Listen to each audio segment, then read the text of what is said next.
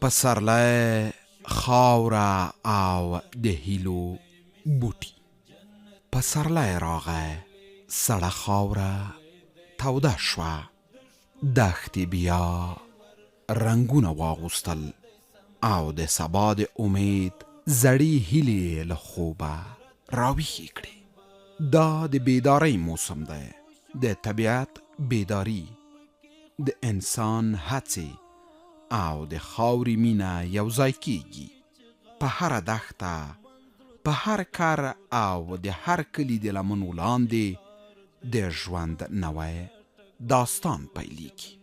کروندګر له خاورې سره مینه ناک خپل بوټي را اخلي، د زړه په دعا،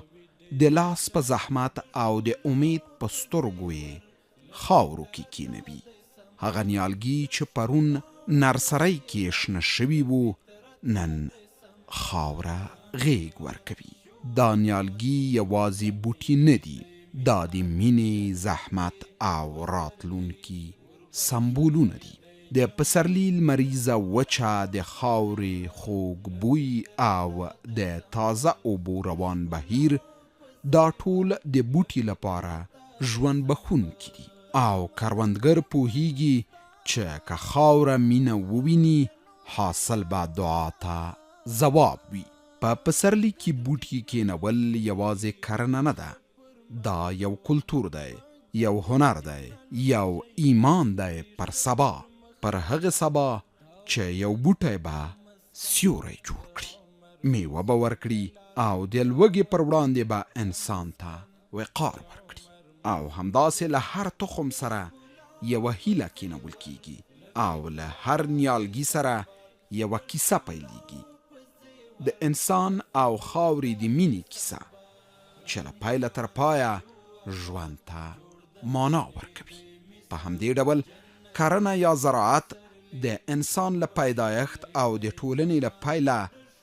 یوه له مهمو اقتصادي، ټولنیزو او تمدني فعالیتونو څخه ګڼل کیږي. کرنه نه یوازې د خوړو اصلي سرچینه ده، بلکې د ډیرو خلکو د عاید، کلتور او د ژوند د طرز بنسټ هم ګڼل کیږي. په ځانګړې توګه په داسې ټولنو کې چې اقتصاد یې پر کرنه ولاړ وي. کرنه په میشت انساني تمدن کې یوه انکشافي کلي ده. افغانستان د سیمې په کچه یو زراعتي هیواد دی. کرنه پکې د جغرافیې د جوړښت له امله یو خاص ارزښت لري. څنګه چې کرنه د ځمکې حالت، هوا، خاوره او د کښت لپاره د مناسبو شرایطو پورې اړوندیږي، نو افغانستان د کښت لپاره داسې میلیونونه هکټاره ځمکې لري چې په طبیعي ډول غرنیزو ځنګلونو او پراخو دښتو یې دغه ټول شرایط پوره کړي. او د ښه حاصل او د ورکړې زرغونولو لپاره د کروندګر زیار او زحمت ته سترګې پر لاره دي. د دغو دښتو زرغونولو لپاره ډیر کار او زیار ته اړتیا ده چې هر کال د کابل په شمول په ګڼو ولایتونو کې د کرنې، اوبو لګولو او مالدارۍ وزارت او همداسې د کابل ښاروالۍ او چاپیریال ساتنې ریاستونه د نیالګیو ایښودلو کمپاین پیلوي، ترڅو دغه کار د ښارونو او کلیو په ښکلا او پاکوالي کې ښه رول ولوبوي. شو آباد جوړ د مینې د مثال جنتي پسرلی وربخښلی د جمال د ښکلا په زیور له فطرته د سنبال د ښکلا په زیور له فطرته د سنبال د سپرلي د نغمو شو پکې خوند کوي هر چغار د خوږ منظر ته ټکور د بلبلوی چغار د خوږ منظر ته ټکور پر شبنم صبح دم کړي نڅاوي ډېر خوشحال پر شبنم صبح دم کړي نڅاوي ډېر خوشحال د ښکلا په زیور له فطرته د سنبال د ښکلا په زیور د کرنې، اوبو لګولو او مالدارۍ وزارت د مسؤلینو په وینا کرنه نه یوازې د هیواد په سمسورتیا او زرغونولو کې رغنده رول لوبوي، بلکې د هیوادوالو د اقتصاد جوړونې لپاره هم غوره عایداتي سرچینه ګڼل کیږي. کرنه د افغانستان د اقتصاد د جوړولو یو بنیاد دی. کرنه تقریبا که موږ وویلو شي 15 په ناخالصه تولیداتو کې ونډه لري. په اقتصادي تاسو وګورئ په صادراتو کې کرنه خپل محصولات چې هغه زراعتي او محصولات او ورسره مالداري محصولات دي د موږ څومره صادرات دي، اکثر صادرات دا د کرنې صادرات دي. د دې نه علاوه په کار موندنه کې مسله یو ډېره ونډه لري د خلکو د او کورنۍ اقتصاد کې. په کورنۍ اقتصاد کې مسله ډېره زیاته هغه لري. نو که په مجموع کې خبره وکړو، کرنه د افغانستان یو ښه بنیاد دی د اقتصاد. په هیواد کې د زرغون انقلاب رامنځته کولو په موخه د چاپیریال ساتنې ملي ادارې د مسؤلینو په وینا راتلونکو کلونو لپاره پلان چمتو کړی او د مشرتابه له لوري ورته سپارښتنه شوې چې هر کال سلگونه زره نیالګي کینوي. پروسه نهالشانی یا برنامه ملی نهالشانی در قسمت توسعه فضای سبز، در قسمت سرسبزی، در قسمت جنگلکاری شهری یکی از مسئولیت‌های اداره ملی حفاظت محیط زیست بوده و است. در گذشته هم ما کمپاین‌های ملی نهالشانی را با اشتراک سایر ادارات به پیش می‌بردیم و در این اواخر هم خوشبختانه با تهیه یک طرح 8 ساله که امو مراحل آخری خود طی میکنه انشالله از طرف شیخ صاحبی منظور خواهد شد. تمام پروسه یا مراحل ابتدایی خود طی کرده که برای 8 سالی طرح جور شده با همکاری ادارات زیربط و نقش ادارات هم در این طرح واضح است و ما در این طرح انعکاس دادیم که سالانه بیشتر از 200 میلیون نهال باید در سرتاسر کشور به منظور توسعه فضای سبز به منظور جنگلکاری شهری توسعه پیدا بکنه و در یکی 2-3 سال اخیر هم در قسمت کمپاین ملی نهالشانی اداره محیط زیست وظایف مسئولیت خود به شکل درست انجام داده و هماهنگی را با سایر اداراتی که در این بخش کار میکنه داشته و داره. امسال هم مطابق مکلفیت هایی که برای اداره محیط زیست هست ما یک سلسله جلسات هماهنگی را با مؤسسات ملی و بین‌المللی با ریاست‌های محیط زیست ولایات داشتیم که خوشبختانه حدود 2.2 میلیون نهال را ما تعهد رسم از همکارا از مؤسسات ملی و بین‌المللی دریافت کردیم. عملا این پروسه در ولایت‌های گمسیر آغاز شد و فعلا هم پلان است که در ولایت‌های سردسیر هم پروسه یا برنامه نهالشانی آغاز شود. ما 15 اوت برنامه را در شهر کابل آغاز کردیم، پروسه را عملا آغاز کردیم. یک سلسله برنامه‌های خرد و کوچکی هم در شهر کابل هست وجود داره و این برنامه را در روزهای آینده ما تطبیق خواهد کردیم و خوشبختانه برای اکثریت ولایات ما تعهدات نهال‌های مثمر و غیر مثمر که داشتیم عملا در ولایات برنامه کمپاین ملی نهالشانی آغاز شده. هماهنگی با ولایت هم وجود داره که خوشبختانه پروسه پیش میره. هر کال د کرنې بیلابیل پروژې پیلیږي چې د اوبو د بندونو رانیولې او په شاړو ځمکو د باغونو جوړول هم پکې شامل شو آباد جوړ د مینې د مثال جنتي پسرلی وربخښلې د جمال د ښکلا په زیور له فطرته د سنبال د ښکلا په زیور له فطرته د سنبال. وزارت زراعت ورسره د همکار مؤسسې په ترو باندې په افغانستان کې پروژې تطبیقوي. نو دا مختلف دي، په دې کې مسله ښارونه هم راځي، په دې کې کلیوالي ساحې هم راځي، په دې کې مسله ولسوالۍ هم راځي، په دې کې مسله مختلفې پروژې دي، په دې کې د آبیارۍ سیستمونه دي، په دې کې چکډمونه دي، په دې کې مسله د باغدارۍ مسله د تجارتي باغونه جوړول دي، په دې کې مسله نور مختلف مسله پروژې دي چې په افغانستان کې په په کلیوالي ساحې کې تطبیق کیږي او خاص کر موږ هغه پروژې ته ډېر زیات چې هغه ډېر زیات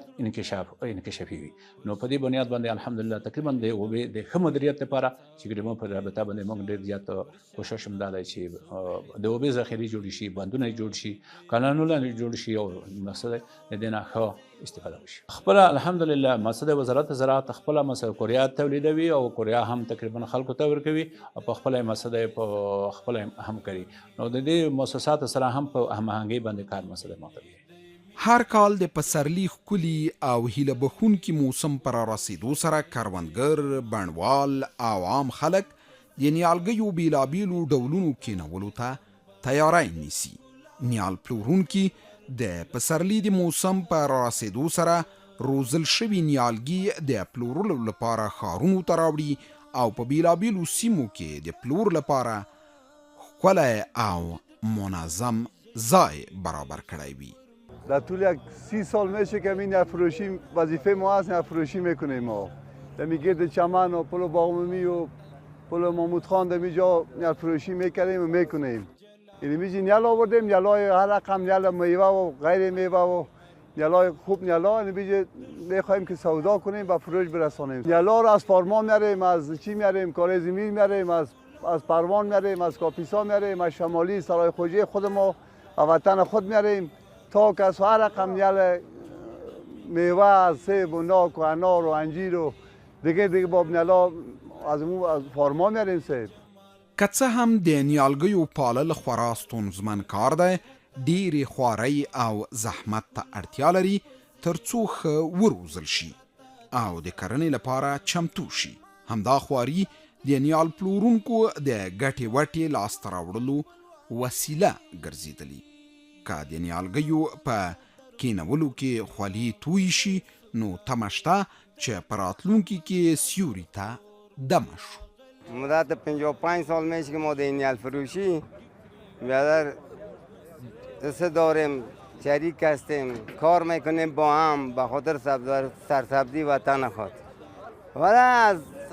پغمان میاریم از قرغه میاریم از جلال آباد میاریم از لغمان میاریم از طرف لوگر میاریم از طرف بیادر کاپیسا بیادر پروان میاریم هر جایی که نیال خوبش هست ما میفهمیم میریم میاریم و علاقه جفتن مردم با سرسبزی داره که بداریم نوجه و مورپانگ یار میبرن میشونن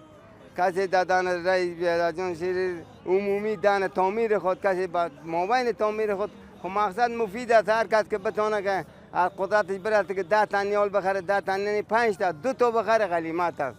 وطن ما سرسبز نشه بیادرجان شیری توجه کل باید که سرسبزی وطن باشه گفتنی من بینیمی با کل برادرها همشیرها که بیان با سرسبزی وطن خود کوشا باشن دست با هم بتن بیادر تا یک جای گل پر به خاک آلود باشه همونجا یک سبز کاری کنن یک 4 تا نیال بشونن که بیادر خوشنمای شو خوبی شود په پسرلی کې طبیعت زرغونیږي او ښکلې بڼه غوره کوي هر وګړی کوښښ کوي د هېواد د سمسورتیا لپاره نیالګي کینوي څو د هېواد په سمسورتیا کې ونډه واخلي هر انسان باید ضرور است که یک درخت بشانه. این درخت که هست همین هوا را پاک میکنه چقدر رطوبت باشه برای خود جذب میکنه هوای پاک برای انسان ها میته با هر یک درخت که 10 انسان چیز میته اکسیژن پاک میته کوشش بکنیم هر کس همون کداموری سفید بود نیال میشان کسی گفت که تخری سفید سبا میموری گفت ما میشانم که دیگرها از استفاده بکنه همین خاطر ما میشانیم که اونجا بچه های ما همی فرهنگ برشان میشه که هر کدامشان کوشش بکنن که سال نو شد بخیر یک نیال بشن د حدیث شریف مفهوم ده رسول الله صلی الله علیه وسلم فرمایلی هر څوک چې کوم نیالګی کینوي که کوم مرغه حیوان او یا انسان ورڅخه میوه وخوري یا یې له شتون څخه ګټه پورته کړي نو دا به د هغه کس لپاره صدقه جاریه وي د پوهانو په وینا هم که غواړئ د الوتونکو غږونه واورئ قفس مه اخلئ بلکې نیالګي کینوئ همدارنګه وایي نیالګي کینوئ چې مرغۍ مو میلمنې شي نړۍ اوس د اقلیمي بدلون له لوی ګواښ سره لاس او ګریوان ده. د افغانستان د چاپیریال ساتنې ملي ادارې د مسؤلینو په وینا کرنه د هوا پاکوالي او د چاپیریال د ښکلا سربیره د وچکالۍ له منځه وړلو، د باران د اوبو جذبولو او د اکسیژن د تولیدولو لپاره مهمه ده. درختکاری و جنگلکاری و پروسه غرس نهال میتونه در قسمت تقویاب‌های زیرزمینی، در قسمت جذب کربن دی اکساید، در قسمت جذب ذرات معلق ایروسل‌ها، در قسمت جلوگیری از فرسایش خاک، اینا عملا میتونن که مومت واقع شوند و این میتونه که یکی از راهکارهای مناسب برای کاهش اثرات تغییر اقلیم میتونه که این باشد. این واضح است که در قسمت مدیریت خودسالی، در قسمت ساعاتی که سیلاب چی است، در این قسمت این درختکاری و جنگلکاری میتونه که عملا در قسمت مدیریت خودسالی، در قسمت کاهش اثرات تغییر اقلیم من جمله وقوع سیلاب ها اینا عملا مومت واقع شود. هر ونه چې کینول کیږي د سا اخیستو امید ده، د باران بلنه ده، د سیوري ژمنه ده. زموږ راتلونکی له همدې شنو آرمانونو جوړیږي. راځئ لاسونه سره یو کړو،